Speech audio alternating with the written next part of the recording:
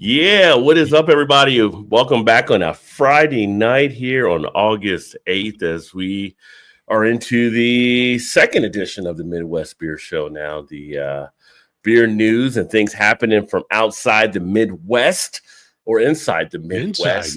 Inside the Midwest. But we'll talk some stuff outside the Midwest as well.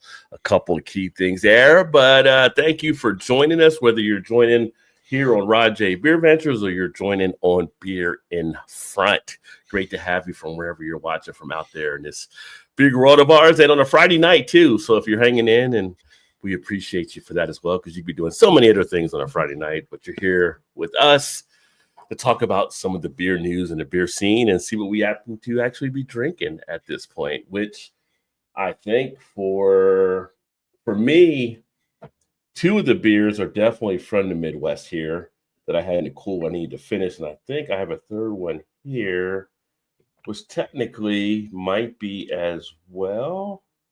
Yes, it is, because it is done in Wisconsin. So we try to represent when we can. Yeah. And don't get us wrong. I myself, as well as Dave, have received some Firestone Walker beers, and we know they're not in the Midwest. So yeah, you'll see some of those things popping up on our channel. And it's in the Midwest right now at my house. Yeah, which I will be on my end. Yeah. All the videos have been recorded for the reviews on the beers, and I'll be getting those put together this weekend. But you probably saw the unboxing out on Dave's channel. I know you did the unboxing, but I don't think you uploaded any reviews as of yet. No, I did a couple videos. I still have two more to do. And on the podcast that's going to come out Monday, I'm going to have each one like more in depth talking about it. So the videos will be just your short 2-minute ones. And I'll talk a little bit more on the audio podcast, and that'll come out this Monday. Excellent. And shout out to Sean for coming through on that, for reaching out. Shout out first of all, shout out to Sean for reaching out, and then shout out to him also reaching out to you after we had spoke as well, and spreading the wealth. He's actually reached out to a few beer tubers, so maybe that's part of the marketing they're doing right now, and that just goes to show maybe somebody is listening to us, Dave. Yeah. Outside of our regular listeners, actually breweries listening to us out there. So we definitely appreciate that as well. Shout out to you, Momentum. Great having you in, my friend. And Momentum's actually out there in the West. So I believe he's out in the West. And you also get Firestone too. But with some of these breweries that are now cutting back on distribution, and we'll talk about some stuff here, it's nice to see that Firestone is still reaching out and the OG kind of beer brewery that they are. But so anything we want to talk about? Wait a minute, you're in northeast. Why did I think you were out west for some reason? I don't know. It's been one of those kind of weeks. Not even on the western part of Pennsylvania. He's not. He's northeast. He's northeast PA, which would only be probably about an hour and a half from where I grew up outside Philadelphia on the Jersey side. So I don't know. My head's kind of scrambled right now. My bad. I apologize. So, but anyway, some good breweries out of PA too, though. But PA is just on the edge of the Midwest. So we talked about some of their stuff too. We definitely got love for Trogs and Victory. We gotta clarify that one of these episodes. Like, what are the boundaries? Because I was looking to do like a map on some of the graphic things that we were doing, and I'm like, every place you look has something different. Some people classify like Montana. I'm like, no, that's not the Midwest. So we gotta set some boundaries here. Yeah, that's a little farther out than I would actually say, but it was kind of funny because I did pull up a map earlier, and obviously you had Illinois, we had Ohio, we had Wisconsin, we had Michigan, had Indiana, had actually down to Kansas, had Missouri, had North Dakota and South Dakota, had Minnesota, and we had Iowa. So those are the states that on the map that I was looking at. I don't know. I think the Dakotas, you get voted off the island. No. I don't know. I mean, it's not all. Where else do you put the Dakotas? I don't know. Mountain West. I mean, that's Colorado, and that's Utah and all that stuff. So they might be on the edge of the Midwest. I don't know. So you ask people around here, I don't think some people really consider Ohio being the Midwest. But, we're going to have to set up a poll. We'll have to set up a web poll for next. I don't know. At some point, it might be all just the states of America, period. Just like the Gulf of Mexico went to the Gulf of America. Who knows? Sorry to hear that, Momentum. Yeah. Oh, man, that's for sure. That's tough. I remember when I lost mine back in early, it was around early 2000s when I lost her. So it's tough. It's thoughts go out to you, man. Yeah. Hopefully you're getting through everything there. Okay. But outside of that, we do have some other news. I don't know if Dave, you saw the update on things there. I don't like to end the show on a low note, but we have some stuff there I got to mention at the end too. But it's just one of those things that forced me to run into. But getting into the beer news for the week. Oh, I didn't drop the banner out there. And make sure you guys comment. And if you're seeing some beer news out there where you're at, whether it's Midwest or not, feel free to put a comment in there. Let us know. We'll discuss those as well. So we just kind of start with the stuff that we have here, but we're always willing to explore all the other areas as well. Yeah, reach out, send us an email, something if you think something we should talk about more in depth on a future show. By all means, reach out. Yeah, but right now, if there's anything on your mind fresh while we're live, drop that comment in there. And then, do we want to start with beer we're starting out with, or we want to jump right into the news? What do you want We'll start what we're starting out with. I just cracked open because we had to go Midwest, so I did the M43.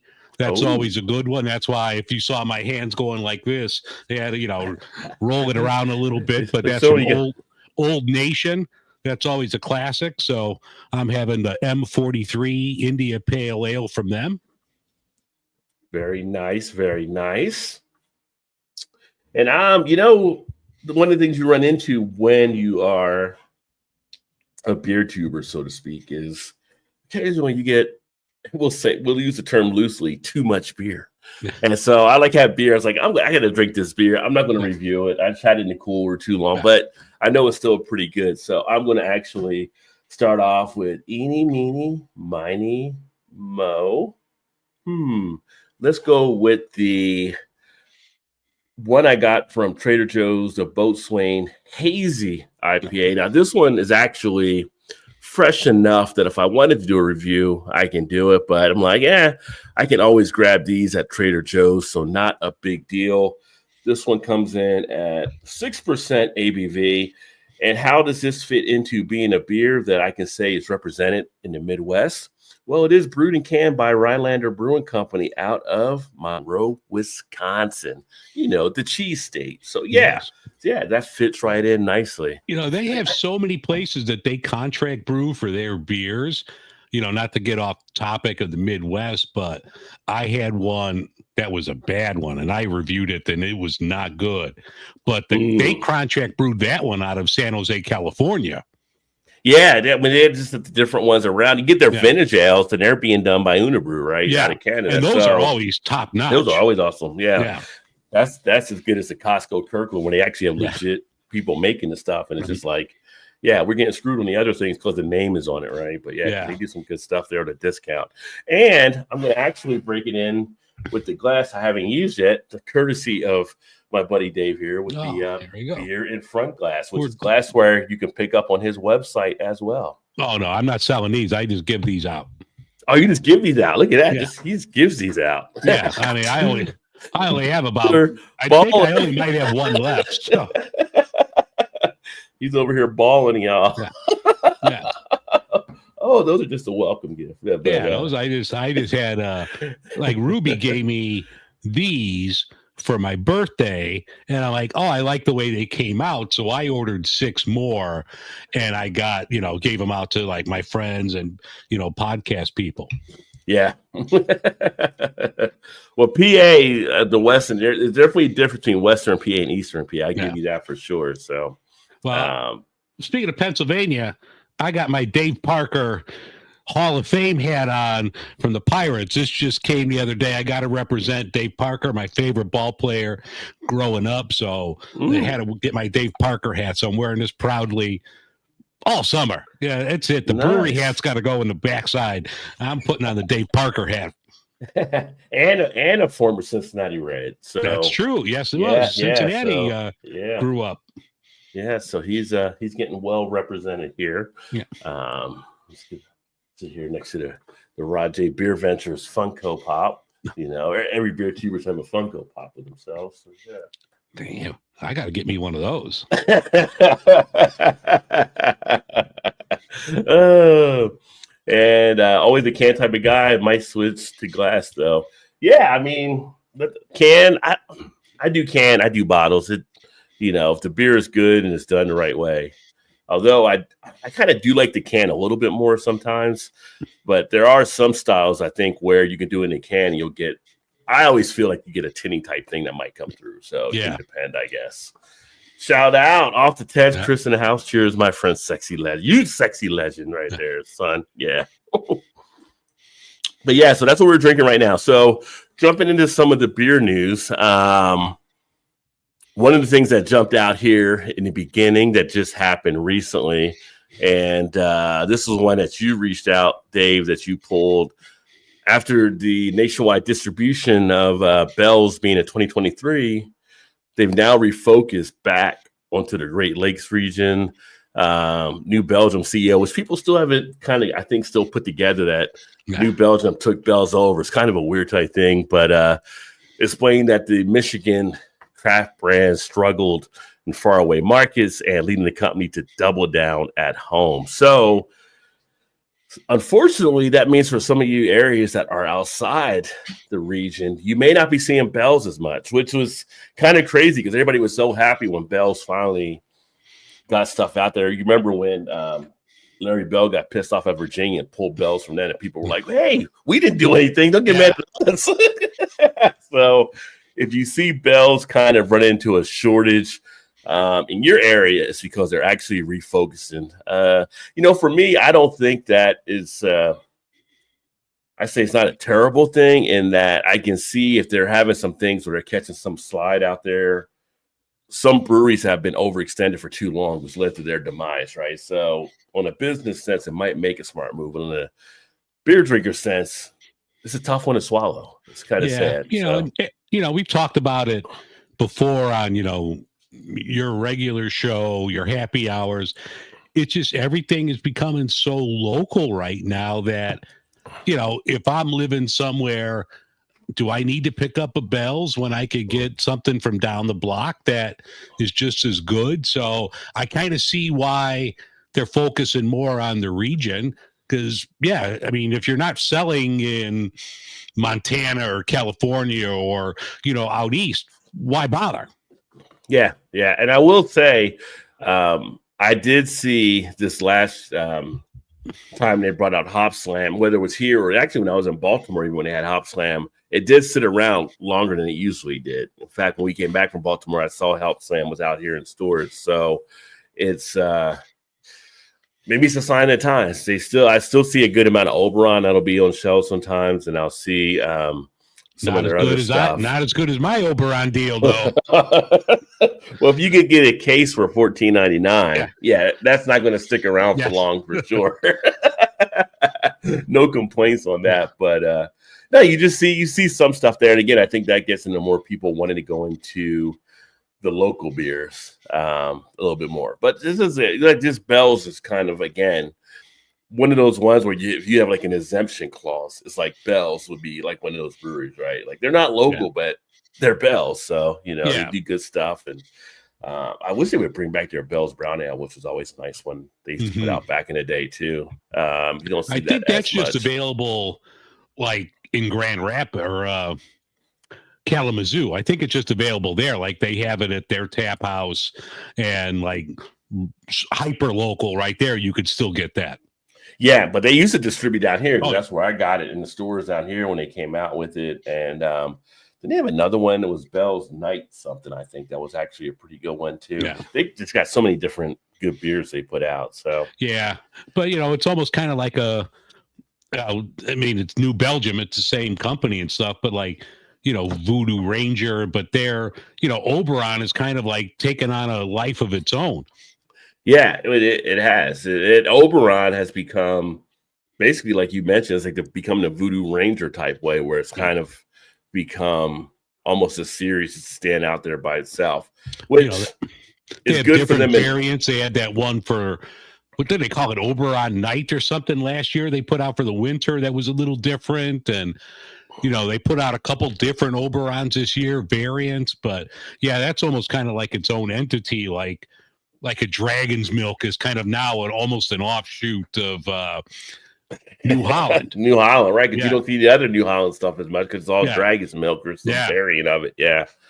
Which New Holland had some other great beers before. And with New Belgium, like the CEO, they had so many other things in their beer line before, where now it is mainly like the Voodoo Ranger, and you don't see a lot of the white label stuff they used to have back in the day. So, you find something that works and you just run it into the ground, I guess. But yeah.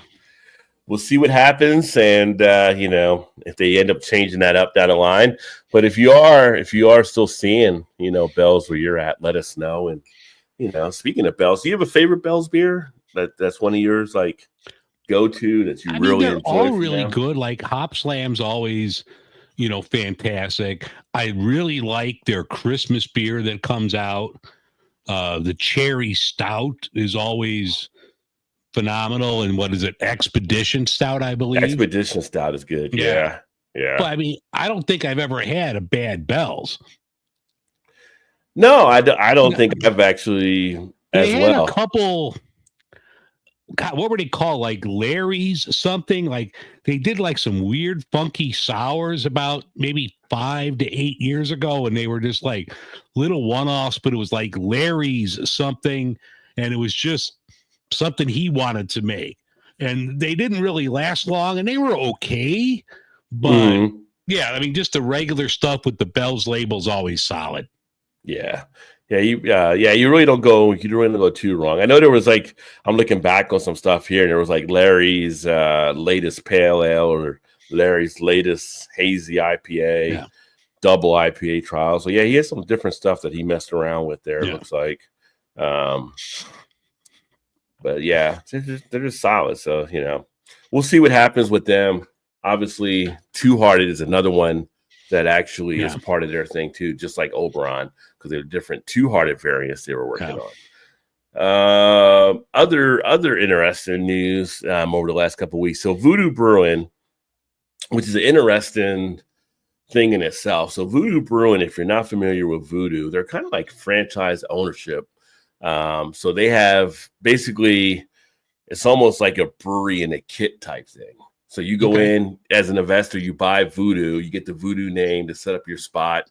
And it's like Subway, right? You become a franchise owner with the Voodoo sign out front. Now, we have one in Cincinnati, and you do get to experiment and do what you want to do for your different beers and stuff like that. So they're not all the same, but it's just kind of a weird type vibe. But they ended up closing the one in Cincinnati. I think they were in a bad location and just going to keep the business up, despite having some really good beers. They had one that was their Ecto Cooler, which was basically like drinking lime Kool-Aid. And it was a sour, and I think it was like 5.5%, 6% ABV. And you can sit there and drink this all day. It was going to hit you at some point, but it was just like, this was one of the better sours I think I had. Like, not overly tart, hit the right note, and it's just like, hated to see that one go. But they actually now opening one in Columbus, or they did open it on August 2nd.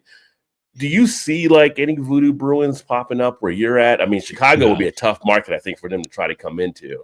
No, I haven't seen anything from them, but it sounds interesting. I saw the link that you put out. I'm like, all right, that would sound pretty cool to me. Yeah.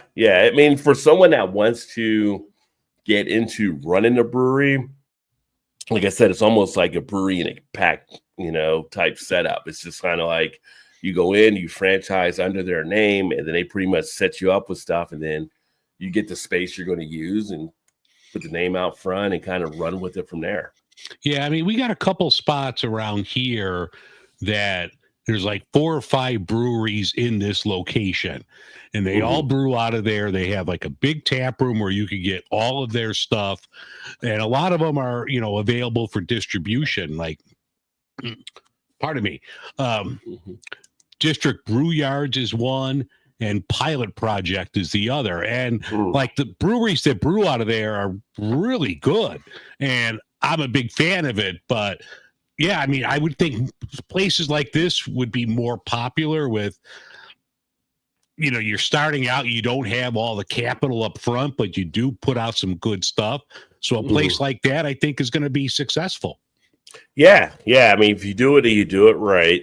The one thing that, this is when I noticed when I went to it, and actually speaking to some other people around Cincinnati that had went to it, kind of the same type feel, it just wasn't as welcoming as far as like when you go into a brewery. We all know, like when you go to a brewery nowadays, you almost have to make it like an experience for a destination for someone to come out there and want to spend dollars with you. It was kind of like you would go in and like, not that everybody's come over and greet you and kiss your, you know, butt all around kind of stuff, but it's kind of like they don't really provide their training to a lot of people. So you're kind of at the whatever they do. And I guess you have that with other breweries as well on how they run it. But it was just like there wasn't a warmth factor, so to speak. Okay.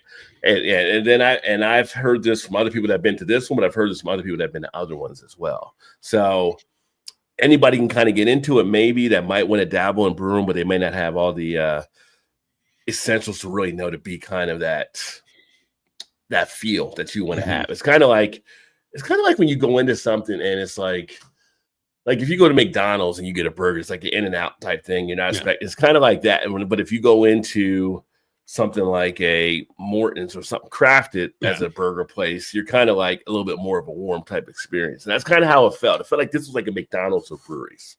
So that's different.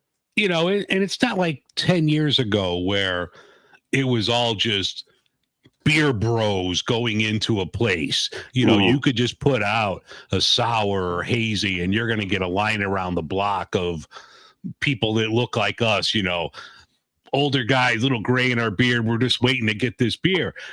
It's a new world out there. You got to be, like you mentioned, you got to be more welcoming. You got to really entice that customer to come back to you again and again. Because if you're not, there's plenty of good places that make good beer around. You know, I don't need to go to anyone. You know, I could go to any other place and I'm good. Yeah, right. That's like what we talked about when I talked about with Jerry last night. I know you talked to Jerry before too from Lone Tree. They're good at making that experience. There's kind of like that feel type there. So I don't know. Maybe it was just bad management. Maybe it was just, you know, it's not just like you take it out of a box and kind of run with it. It was just kind of a weird type thing. But when other people are noticing it as well, it's like, oh, it's not just me. Like people aren't really feeling that warmth type factor. You know, it's like you just can't hang a sign out anymore and say, hey, we got beer. People expect people to show up. You got to give them something. And then so we had the Brewers Association urges FDA to exempt alcoholic beverages from labeling law. That was kind of an interesting one because more and more you see a push that people want to know what's in their drink, what's in their food, all that kind of stuff. Any thoughts behind that? I know you spotted that one out there, but it's kind of surprising. But then again, I don't know, they're trying to help out brewers because it might be more costly for them to do stuff. But I mean, I think there's certain things like myself, I'm lactose intolerant. So if your beer includes lactose, I would rather know now than an hour after I have that beer. And I'm going to go no farther than that. So I'm sure Ruby would prefer that. Yeah. So if you're a brewer that is using something that is a dietary restriction, whether it's like nuts, if people are making like a peanut butter porter or you know, like dairy, things like that.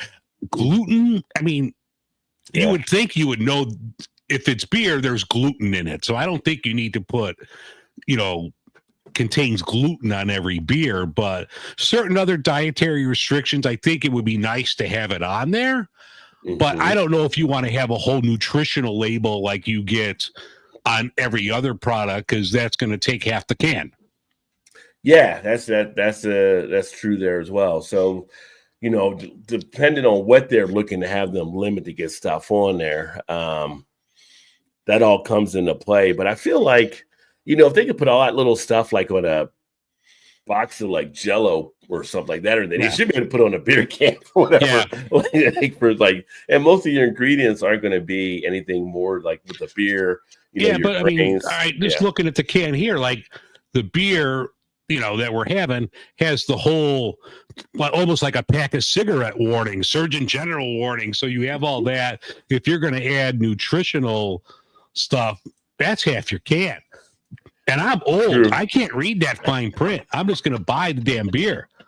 Well, they don't need you to read it. They just need to be on it. Yeah. But I think, I would be personally good, contains, lactose, contains nuts, contains something like that. Okay, for common allergies, put it out there so people don't buy it by mistake. Mm-hmm. Other than that, we know it's beer. It's not good for us. Yeah, I mean, you drink too much of it, you're going to have repercussions. Yeah. We know that already, right? So, it'll be interesting to keep an eye on and see what they end up doing there. But we do see more things being labeled nowadays. And I don't know if that's something coming out where the new administration is kind of wanting to do that, or if that was, I don't know where it came from. That had to be the old administration. I don't think the new administration. I don't know. I don't know. Joe cared that. I know RFK is like the big one that's kind of been pushing for stuff. So I didn't know if it came under him or not, but I don't think I don't think he can drink anymore because of his past, but yeah. Anyway, just kind of interesting. That's more of the national type scale on that one there.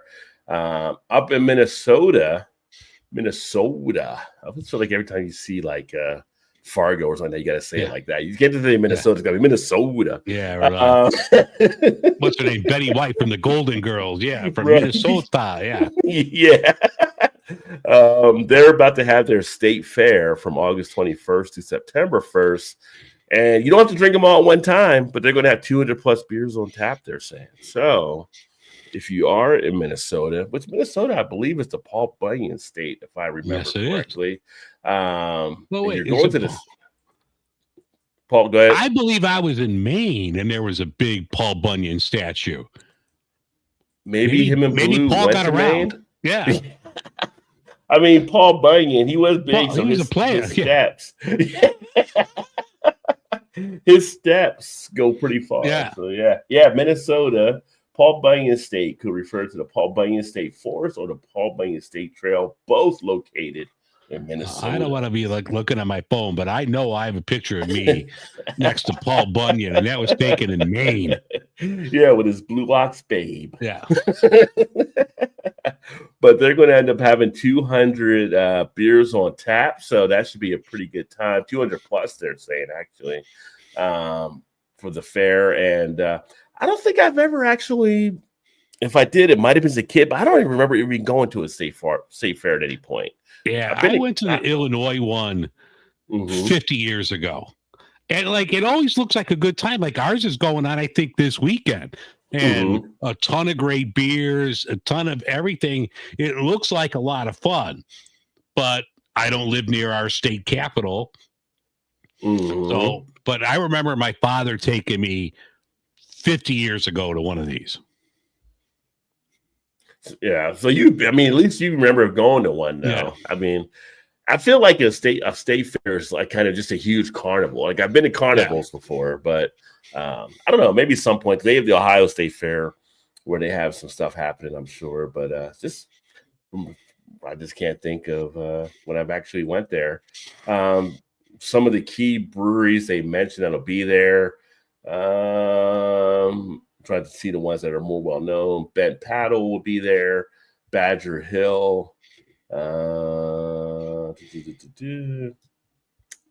They have Bad Weather Brewing Company, Angry Inch Brewing.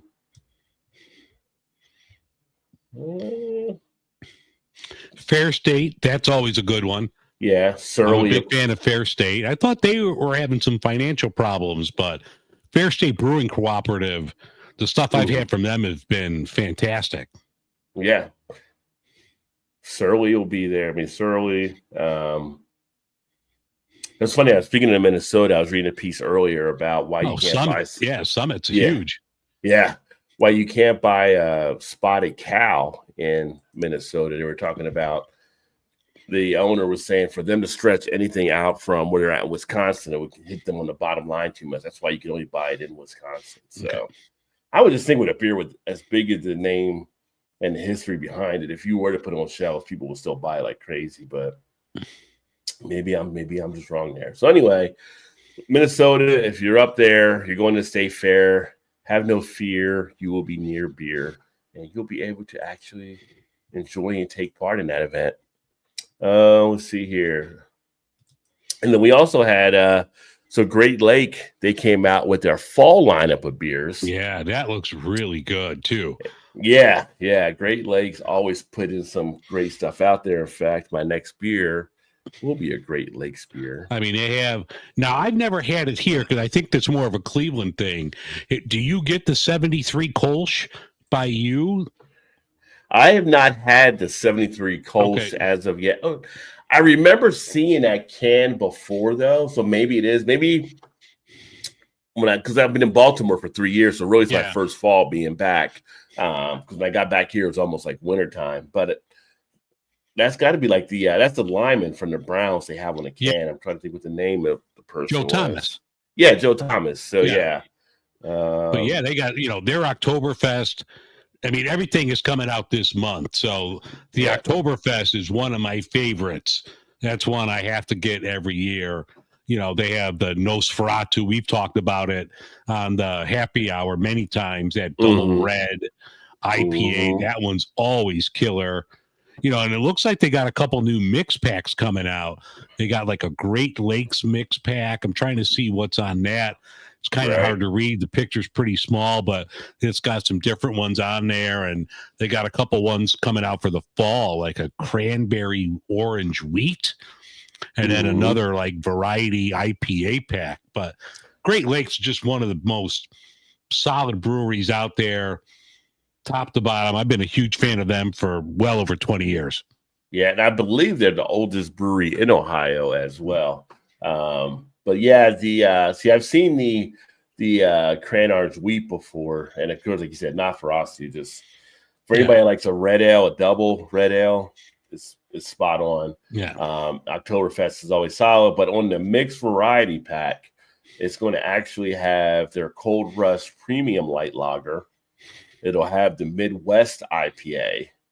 It'll have the Dortmunder, and it'll have the Edward Fitzgerald. So, sign me up. Yeah, I know you love the Fitzgerald for sure. And so that'll be coming out. Actually, that's out in August. Nosferatu is August. Oktoberfest August, and the 73 Kolsch August. And then September will be the Cran Orange Wheat and the Vivacious Variety Pack, which that one will actually include the Vivacious Double IPA and Juicy Vivacious Double, and Blood Orange Vivacious Double. Well, that sounds good. I'm a big fan of blood orange flavored stuff. Yeah. So variety 6-pack, 3 scary good double IPAs. So kind of interesting for a mixed 6-pack instead of going to the full 12. So you get 2 of each in there. And I've had the Vivacious Double.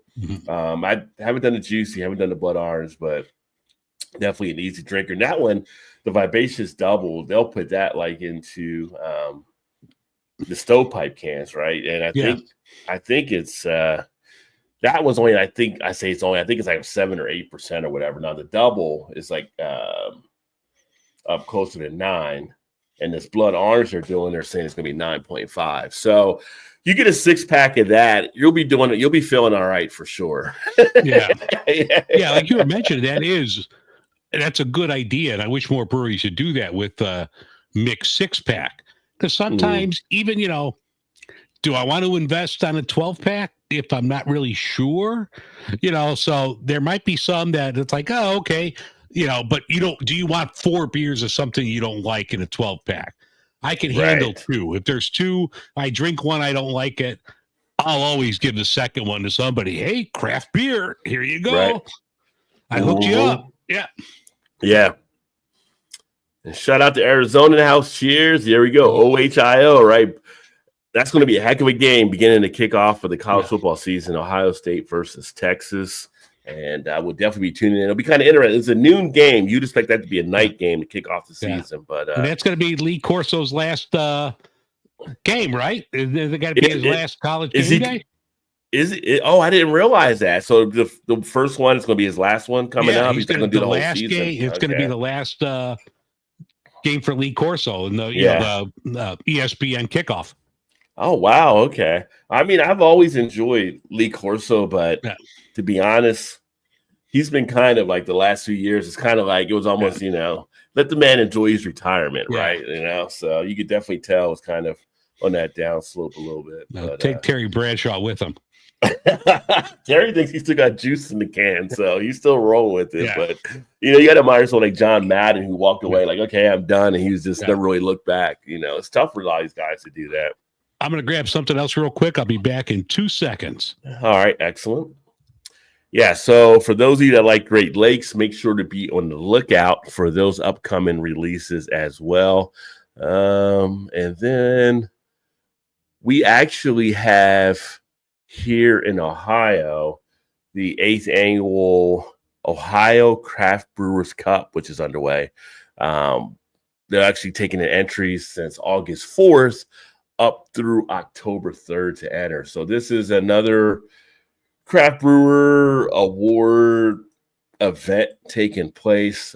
We talked about the awards recently with the U.S. Open Beer Awards, where Ohio placed with 50 medals. This one is just in-state Ohio. So a lot of bragging rights on the line here in the Buckeye State. Some of the past winners, we've had like Hofbräu House of Cleveland that won for their Red Ale. They won gold in that category last year.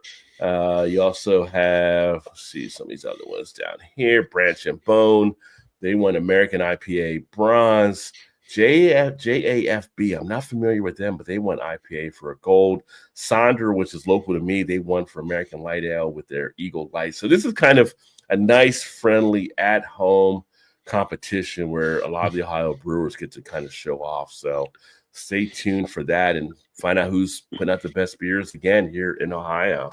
Didn't you, like a couple years ago, didn't you send me something from Sonder? Because I thought that was really good. I thought it was from you, but we get beer from people all around. But I thought it came from you. That Sonder was excellent. Yeah, Sonder does a great job. Was it an IPA, a hazy IPA, or was it something different? Was 3-4 years ago. I've had a lot of beers between now and then. I didn't know, but some beers do stick out, right? Yeah. You do remember them. So I was going to say if it was a hazy IPA, it was You Betcha. But it might have been their Voss, which is their German style ale, which is really good as well. I'm thinking it was the You Betcha. That name sounds familiar, but yeah, like I said, that's yeah, we drink a lot. we do, yeah. It's hard to remember them all, but that's why the ones that really stand out are so much easier to remind, right? So yeah, but it's going to be kind of cool just to kind of see how many breweries actually put in and how it comes out. And it's always fun just to see where some of these judges rank some of these beers, especially to see if you have some favorites in there too. Well, I just cracked open, since we were talking about Bell's, I just cracked open the Oberon, which tastes a lot better when it's $15 a case. When it's less than a can, You're going to work yourself through those. Yeah. But there's another fest that's coming out next Saturday, the 16th. This is in Oak Park, Illinois. It's called the Oak Park Microbrew Review. Ruby and I are actually going to go to this. It's a zero waste craft beer fest. So everything is zero waste. Money goes to a project called the 7 Generations Ahead. Ton of top breweries here. Let me pull up the brewery list here real quick, because the breweries are phenomenal. They've got, if you're in Illinois, you definitely got to check this out. They have, I don't want to read them all. This live stream doesn't go that long, but every top brewery in Illinois is going to be at this festival, and some that I don't always get to, so I'm going to be excited to try that. But if you're in Illinois in the Oak Park area next Saturday the 16th, you got to check out the Midwest Oak Park. I'm sorry, my fault. It's called the Oak Park Micro Brew Review. It's a cool fest. Some of the other fests that they've had there in Oak Park, I've gone to before. I haven't been to this one yet, but I know Ruby and I are looking forward to going to this one next Saturday. Well, who are a few of the breweries that you do see there that you're really looking forward to seeing that you don't usually maybe get to or so? I mean, there's so many, like Black Horizon. I don't get a lot, but their stuff has been good. There's a brewery. You might have heard of this one, Rod. It's called Hop Butcher. They're going to be there. What? Funky Town's going to be there. A couple places I really like. Brother Chimp that I don't always get. Their stuff is always killer. Casa Humilde. They're going to have something from the Guinness Open Gate Chicago Brewery here. Go Brewing, that both of us are ambassadors for. They're going to be there. Just a ton of great spots. Microphone, Midwest Coast, Moores, Noon Whistle, Old Irving, which I'm going to have in a bit, Revolution, Pollyanna. I mean, it's just like a who's who of Chicago area, Illinois breweries at this festival. So you definitely got to go. Nice. Yeah, Noon Whistle. I've heard some good things about them as well, too. Yeah, speaking of Go Brewing, actually, today received here as well. So I will have an unboxing coming up with them. I'm still getting in. I'm enjoying NA beer. So, as Dave mentioned, we're both ambassadors with them. And this is one of the things you can get right there from your points and stuff. So I end up getting a 6-pack, and it's one they actually did as a rice lager. That's nice. I don't know if you've had that one yet or not. So no, I haven't, but I'm a huge fan of rice lagers. Yeah, so I'm going to unbox that here this weekend and then shoot the video for that because I'm interested to see how that comes out in A. But I'm definitely a fan of some of the rice lagers as well. Yeah. So something to look forward to. And yeah, it's kind of fun. I don't talk as much about being an ambassador with Go. I do it here and there. I'll post some stuff. Like when I do a video, I'll mention there. But got to give it up for Joe and his crew. They do some great stuff over there. And pound for pound and I don't say it just because I'm an ambassador, because I've done it with their stuff. I've done it with Athletic. I've done it with other NA spots. As far as the suite of NA beers go as a collective, I got like Go ranked up there as like the top one now. Like, oh yeah, for everything that you can all get from the different styles they're coming out with. Yeah, I mean, there was one, and I don't want to mention it, that I thought was but Tony Gwynn struck out every now and then. It happens, and so things happen, but everything else I've had from them has been phenomenal. Like some of them you drink and you're like, you don't even realize it's an NA.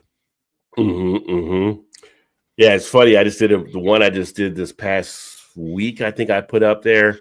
It was a decent enough NA beer that it actually did, but it wasn't one of the ones that had been one of my favorites from it. One of the comments, I haven't responded to it yet, but were asking me like if they pull my ambassadorship. It's like, no, because I mean it's no brewery expects you to probably like every beer they put out, right? And just because you're an ambassador doesn't mean you have to always give a positive, over the top type thing. Just give it the fair opinion of it. And then I always help people decide for yourself, right? So that's one of the reasons why it's been successful. Taste is different. You're not going to like everything. And what I might not like, you might love. So, who are we? Right. Yeah. and speaking of that too, for those of you that have been trying Go Brewing, thank you for doing so. I've seen that. Some of you have definitely been out there checking them out, using the code, getting the discount there as well. So hopefully you are enjoying it and keep on doing it, whether you're doing it through here or the podcast or wherever. I always, have that going. So you can always try that and get it a little bit off the top. So it's not like you're going to have to spend for it all. Although I guess if you get an order, you do have shipping in there. But, I appreciate you guys taking a chance with them and seeing what they have to offer, because they are doing some good stuff. And I know the channel, Illinois, you could get it here at, your Mariano's grocery stores, so you don't have to order it from them. I mean, I know some people you'd rather just go pick it up from a liquor store, your bottle shops, whatever. But I mean, I see it all around and it's all fantastic. Like, I'm a huge fan of their sour. if you see that one, definitely grab that. But I want to pick up, I know they put out an Oktoberfest and I didn't get to it last year. So I'm hoping to get it this year because, it's 90 degrees out. All the Oktoberfests are out. You got to get your Oktoberfest when it's August. Well, you could go pumpkin too, but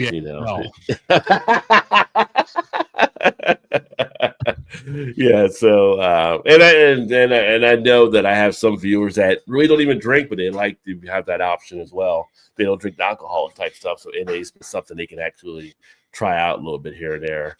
Shout out to Vanessa in the house. Cheers, Vanessa. Great to see you, my friend. Great to see you. And so out of some other news that we have for this week in Wisconsin, because each week we're seeing a little bit more of this occurring, but a collaborative space for 3 of the Wisconsin breweries recently closed after about a year in operation due to what they're saying, economic conditions. So the space housed 3 Sheeps Brewing, Door County Brewing, and Hacienda Beer. So I don't know if you're going to see those breweries be able to continue, but they had to shut down that tap room and go from that point on. The one of the 3, I think 3 Sheeps, I've actually heard some stuff around them a little bit more. But it's part of the ups and downs of what we're seeing out there in the beer world right now. And then 2025 Great American Beer Fest. Tickets are on sale now. Yeah. You can get tickets now. So if you're planning to look to attend, now's the time to check out to see if you might want to get tickets for that. That's held every year. Denver, Colorado. Definitely on my bucket list. I may try to get out there. I don't know if I can do it this year, but now, especially being like a member with the Brewers Association, all that kind of stuff, I would love to get out there and finally get that done and cross off the task list, so to speak. Oh, we got to do that together one year. We got to make plans for probably not this year, but maybe 2026. Yeah. Try to get out there and do that. I will say next year, and if you're freed up, Dave, definitely something you want to think about doing, and then we can talk and see how we get you set up, hopefully to get there as well. Craft Beer Conference. It's in Philadelphia. It's in Philadelphia next April.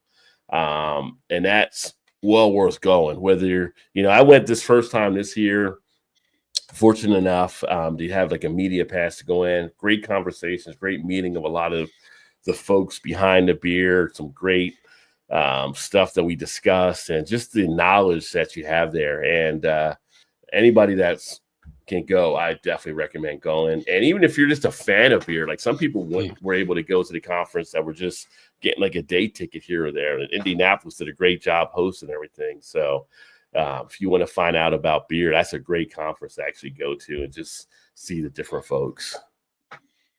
So this is kind of interesting. So this might be a little bit more of a controversial type thing. Oh, it is. Yeah, because craft beer, what we define as craft beer by the Brewers Association, is not always recognized for everybody else.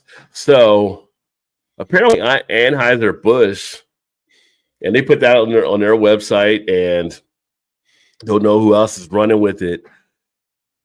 They're considering themselves the number 1 market share gainer among top 5 U.S. craft beer manufacturers. Now, before you say, hold on, Rod, they don't make craft beer. Technically, they don't themselves, but they own breweries that used to be craft beer, right? So they had 3 from Goose Island and the Bear Hug family, the Tropical Bear Hug, the Big Mango, and the Big Juicy, which for Goose Island, we talked earlier about the Voodoo, the Bear Hug are taking off for Goose Island that same kind of way, pretty much. And then they had... I don't think they're made here in Illinois. Oh, I don't know. Yeah, I don't know where they're actually brewed up at them. Yeah. They're, I mean, I'm not hating on them, but that's not good. Yeah.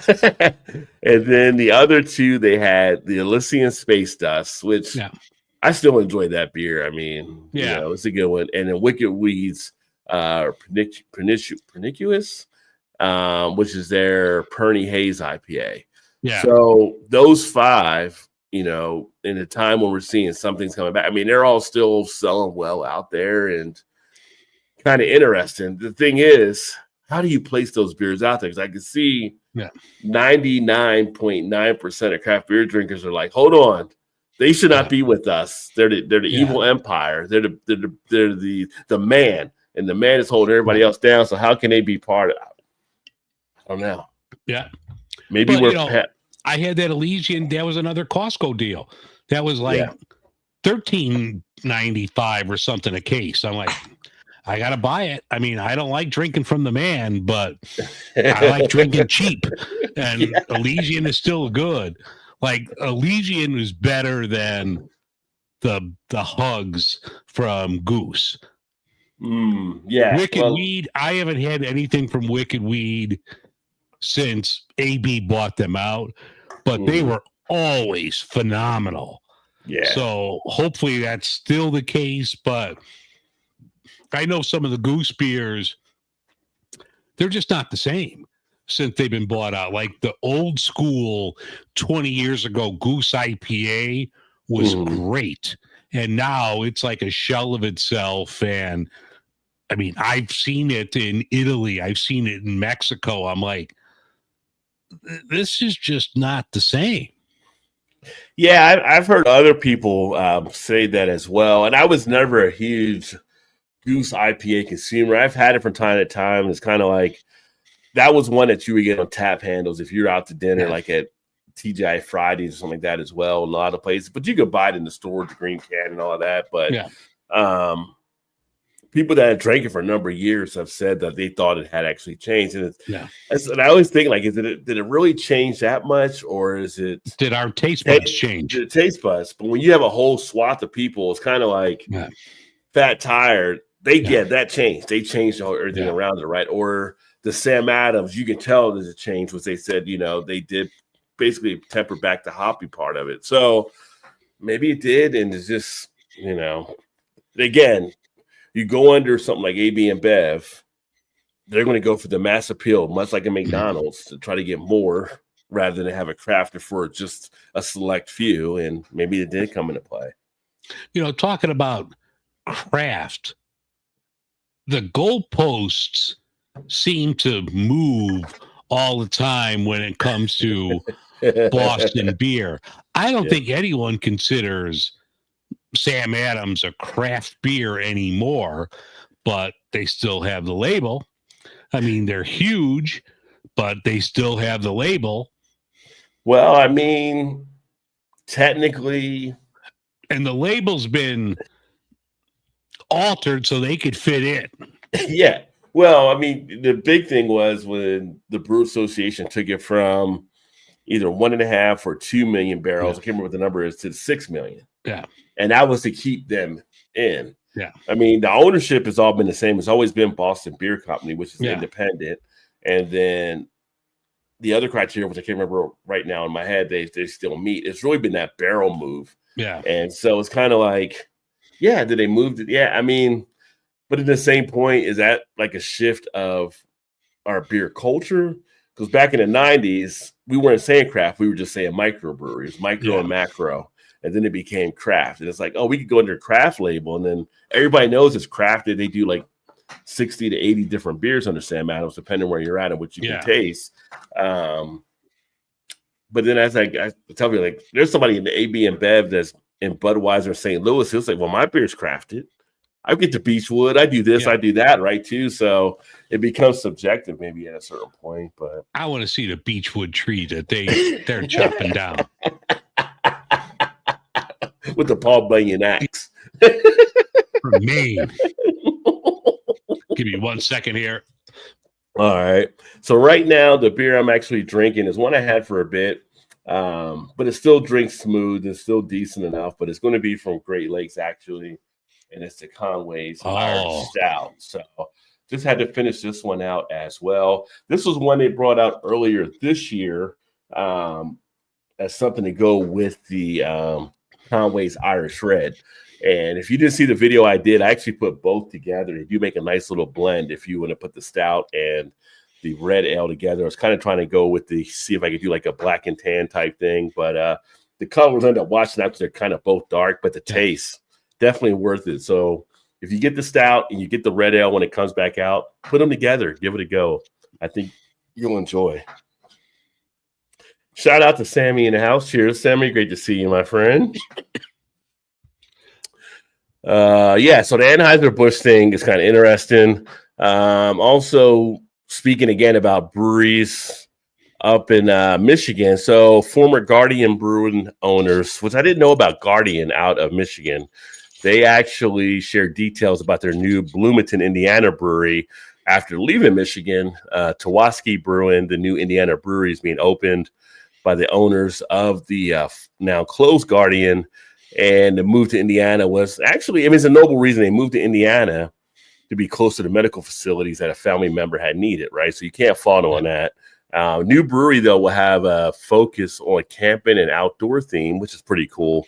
And also a spotlight on women's sports. So you don't see that and all kind of stuff. Again, craft beer doing something different to try to embrace maybe a different type of culture or something like that, where they see something that might not be done out there.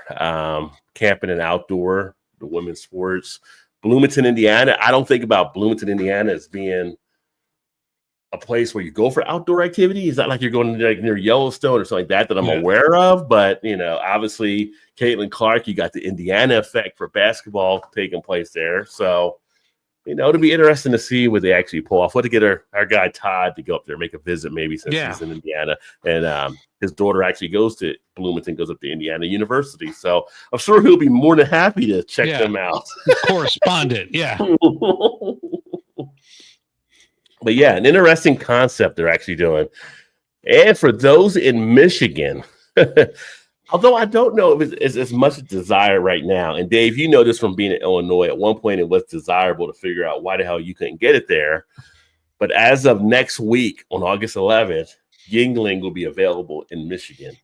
Do you still think like Yuengling is this thing that people still want to really get if they couldn't get before? You think the notoriety has died around it by now? It was kind of like a Coors thing when you couldn't get Coors, back in the day, and everybody wanted to get Coors, and then you could get it, and you're like, I did have it. I haven't posted a video yet. It's a solid beer. It's, if you're thinking of it as your typical Bud Miller Coors, no, it's a darker beer. It's got more of a malt character. It's a solid beer. Some people are turned off by their politics, which lean a little more to the right than I do. But, I still had the beer. I'm like, I want to have this. I haven't had it in a while, so let me try it. It's a solid beer. Would I go out and buy a 30-pack of it? I don't know, but it's a solid beer. Yeah. If you were going to you're having a family picnic, you're going over, you throw a 30-pack, it's not going to kill you on the price. 30-pack in the cool is going to be better than picking up some of the other ones out there that be the more domestic type beers, right? I haven't drank it in a while, but they're black and tan. I still enjoy drinking their black and tan. I think it's a pretty decent one they do with that one. But see, the only thing that I've seen here has just been the regular, Yuengling lager. I haven't seen any other things they put out here. Okay. So you don't get the lights either that they have, Yuengling Light or Flights? Maybe it's around out there. I have not seen it, but I haven't been looking for it either. True. Okay. There you go. All right. Yeah, I know the lager and their light and their black and tan, they're usually flagship they put everywhere. Maybe the Flight they do now too, but some of the other stuff, you got to be in PA. To be able to get like Momentum can get probably a good amount of stuff there where he's at. But if you're in Michigan and you weren't driving into Illinois or some other state, Ohio, to try to get their beer, you don't have to drive anymore. As of next week, on the 11th, you will now have it right there in some of your distribution spots. So you can actually just go local with it if you like. Speaking of Noon Whistle that you brought up earlier, so I don't know if you saw this or not, but Noon Whistle is now bringing the Bavarian vibes with not one, but two, as they're called, Oktober Oktoberfest to celebrate this fall. So they're going to have a couple that you can actually take and have some fun with there for Oktoberfest season. So I went to their like Instagram feed just to see, and get any more details on this. And they didn't really have anything, but they did show one of their beers that looked intriguing where they had it where like you have like your Mexican chiladas that's like coated with the tahini or something. This beer with the rim was coated with like pretzel dust and mustard. I'm like, that could be either really good or really bad. But I'm like, I would try it. Yeah, that's kind of interesting. Yeah, type mix there for sure. But yeah, Noon Whistle puts out good stuff. So they're out of Lombard, Illinois.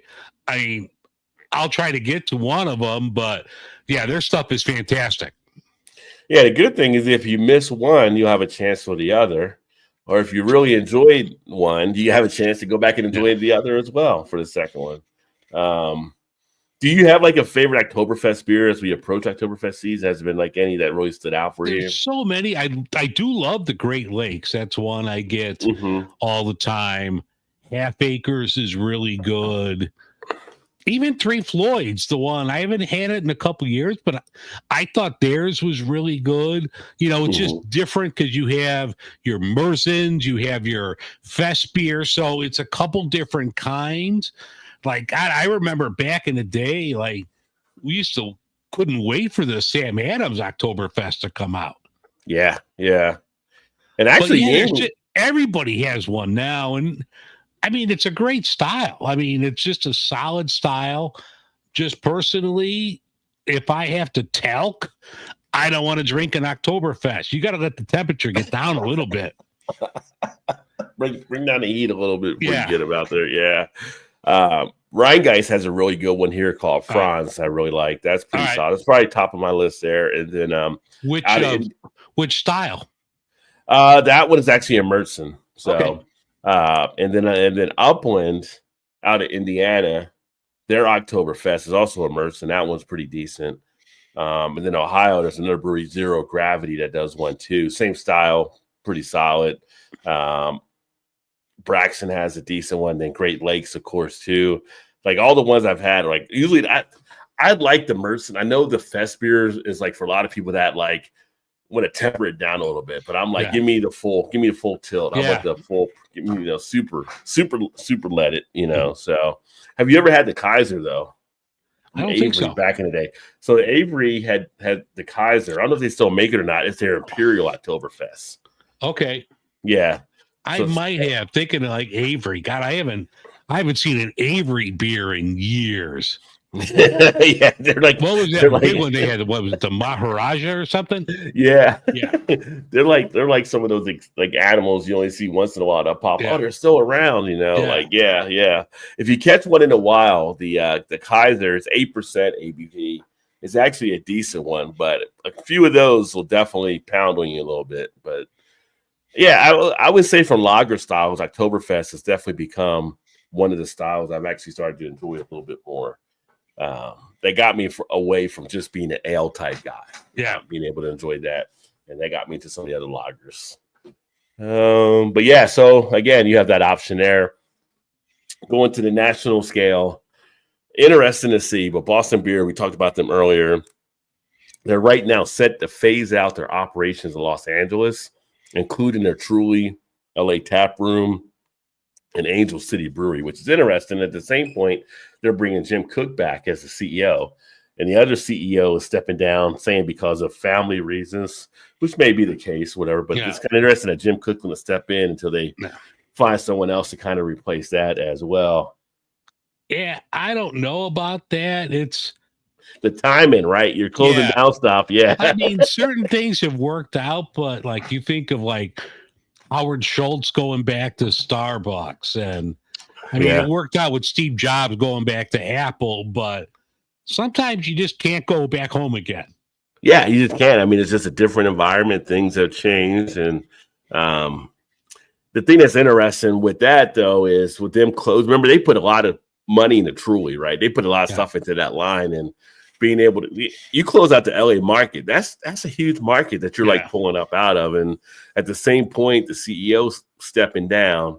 You like to wonder, is there something else happening out there as well? So, yeah, but I don't know. I mean, I have no idea, but was there ever really a big demand for a Truly tap room? That's a good question. I don't know. Yeah. I don't know. I mean, I never really drank Truly. I knew it got popular at a point, but I don't see a lot of people drinking Trulies now. No. Yeah. You had that big rush with Truly and White Claw. And I mean, White Claw is still popular. And some of the other ones, but I think that trend from 5 years ago is starting to work its way down, and you have other things that are taking its place. Yeah. I mean, we just had a conference this week for work, and the nights we had dinners and we went out, we go drinking at dinner and stuff.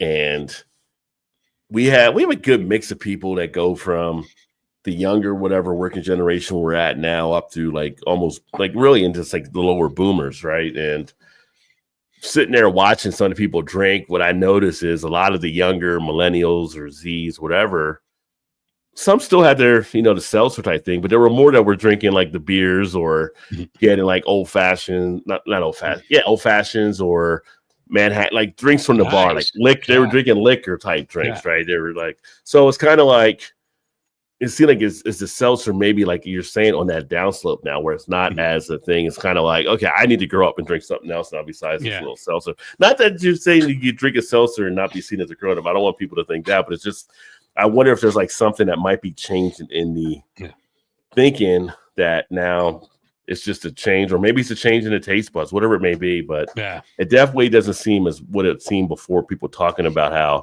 the younger generation doesn't want to drink any of that stuff. Like I've seen them drinking it, so and drinking a good amount of it too. Well, I'm going to open one last one here before we close off. So give me 1 second. All right. And so I haven't had an Irish stout in a while. Always nice to enjoy. Get a little of that roastiness in play. And then other stuff in the news. So we had Arctos Meadery, which is a special brewery located in Grand Rapids, Michigan. They just announced they're going to be closing for good on August 31st. Never heard of them before, but I don't know if you've heard of them. Arctos Meadery out of Grand Rapids. No, I saw that. I just had a meadery by me close that was really good. I think they're very popular. Like if you go on Untapped, like all the top beers listed, most of them are meads, as far as like actual score, but it's such a niche market that I don't know how it goes. Yeah, it's kind of like the mead plays in between the beer and the wine area, right? Yeah. Like it's a more of a refined type taste, so to speak. Before we close out, I'm going to have from Old Irving. This is a collaboration with an Italian ice stand that's by me. It's called No Crybabies. This is a tart lemon sour. Oh, this one's a little different this year. They changed it. This is kind of more of a pinkish. Maybe this is more of like a pink. Oh, look at this. It's a strawberry Italian ice. But the ones they've had have always been great. I haven't had this yet.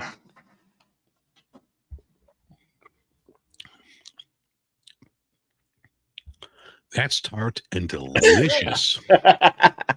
I saw the tart look there. Yeah. That is good. You got the tartness, and then like the sweetness kind of brings up the front from the strawberry. That's good. There you go. And I'm going to crack open the one here, which is another one that I had. And this is going to be a look at one from MedTree Brewing here in Ohio that I'm going to enjoy. And it is the Gutenbach. Oh, nice. It's a double bock that, again, in the cooler, had to get it out. Got to get it in the fridge, got to drink these things. So I'm going to go ahead and crack this one open. It's one of their limited release ones that they come out with for Bach season, which I got to get video from their Bach Fest when we have that here in the February, March time. They bring out the goats and everything. Send in the goats. Yeah. Wonder why they chose goats to represent Bach season. Like, how'd that all come into play? Give me 1 second. My dog's making that throw up sound. So give me a second here. Okay. That's not good. All right. So nice Doppelbock here. And actually for this one, I'm drinking into my frosted mug. So look at you going old school. I haven't used this mug in a while, but the Roger BeerVentures frosted one. God, do you remember back in the day when everybody, and it was like before our time, but like old schoolers, they would have all their like steins and stuff in the freezer and they would drink their beer. And now, like, you wouldn't think about that because it just dilutes it and waters it down. But man, I remember like my grandfather would like swear by his, frosted, frozen beer stein. Yeah. I mean, something like this, like, because we can go in the freezer, right? But if it was like, I was going to be having like a Bud or a Miller or something like that, where you want to drink those ice cold, I would definitely pop that in for sure. Yeah. But with this, it kind of insulates a little bit more on that flavor when it's not in there, I guess. So I'm getting everything out of the beer, but Mantree always does a fantastic job with their beers. Mm-hmm. But so I mean, really, that was the beers. The other thing I had on here too was Liquid Intrusion Brewing, and they are actually out of the Maryland, DC area. So, we always like share different things when we're hearing about stuff. And there was an email I got earlier today from Drew, who's one of the owners there. He sent it out to kind of keep us all in the loop. But Jasmine, who's his wife, who's one of the, owner, brewer, everything with them, had come down with some sad news, I guess. She thought she was having some headaches and some different things taking place, found out. They end up going to the doctor and basically had a tumor on her brain, which is sad. Yeah.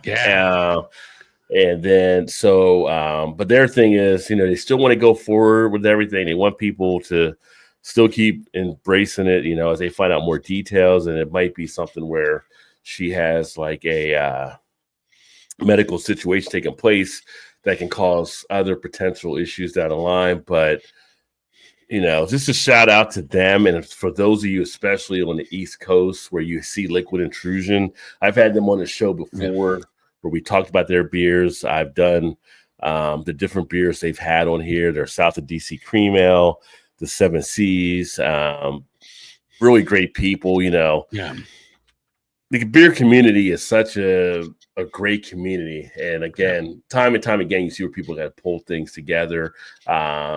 I believe he's actually going to be at Barrel and Flow this weekend. I don't know if she actually made the trip. And it's just like any support out there. If you see the beers, I can tell you the beers are great beers. I've had the beers they put out.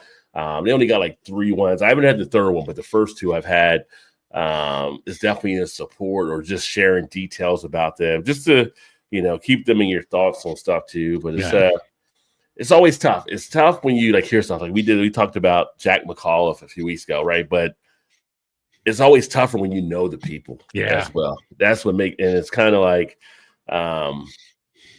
it's just like, it's crazy because they're like, just, you don't think about me and you, we're up in age decently, we're not old. Don't get us wrong. We're not old, whatever, but we're up in age some, right? But it's like, they're younger than us. They're probably about 15, 20 something years younger than us, at least, out there just busting their ass, trying to make good beer, living their dream.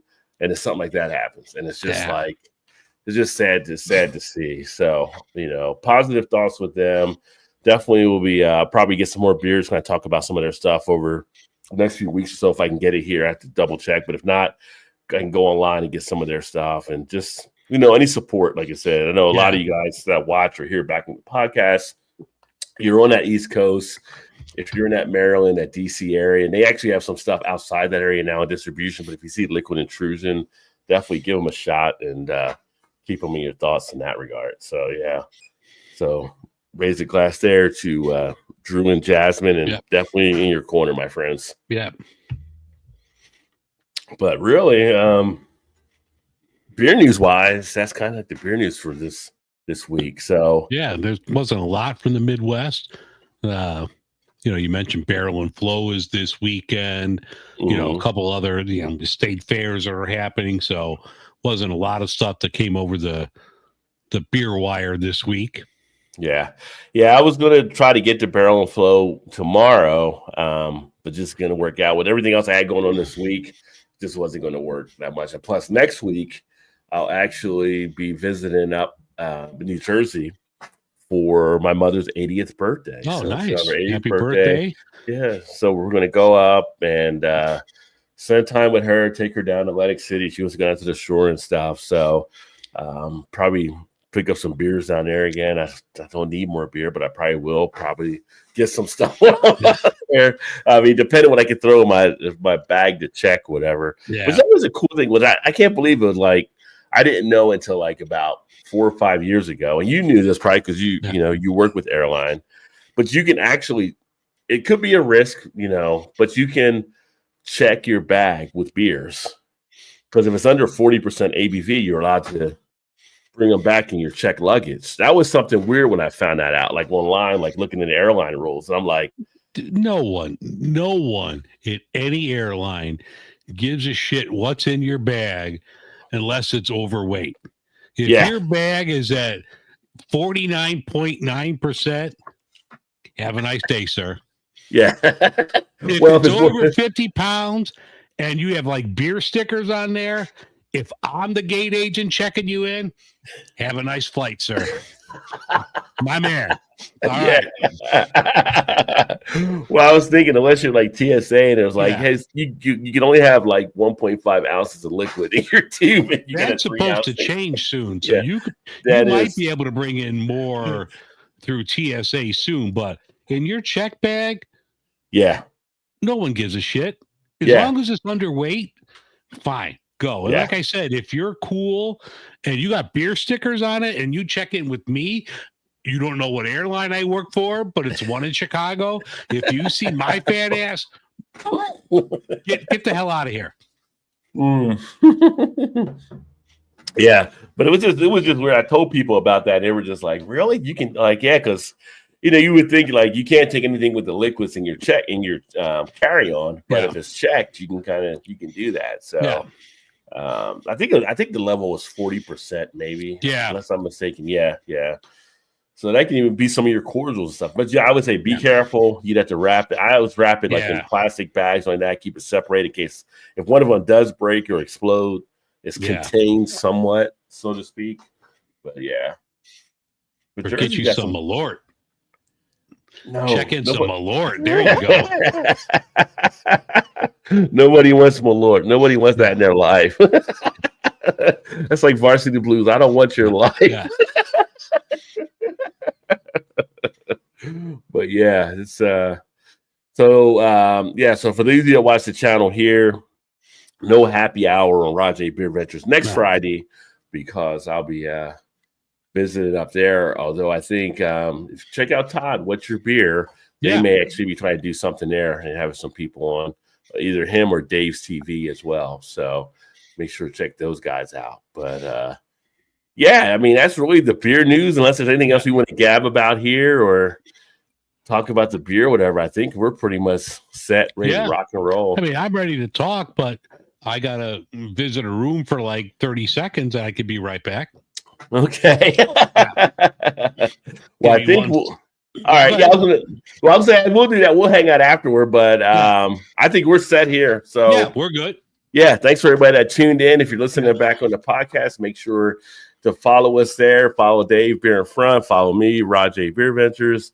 Make sure check out the YouTube channel. Check out the websites, beerinfront.com, rajaybeerventures.com, and we'll catch you guys again in a couple of weeks. All right, cheers.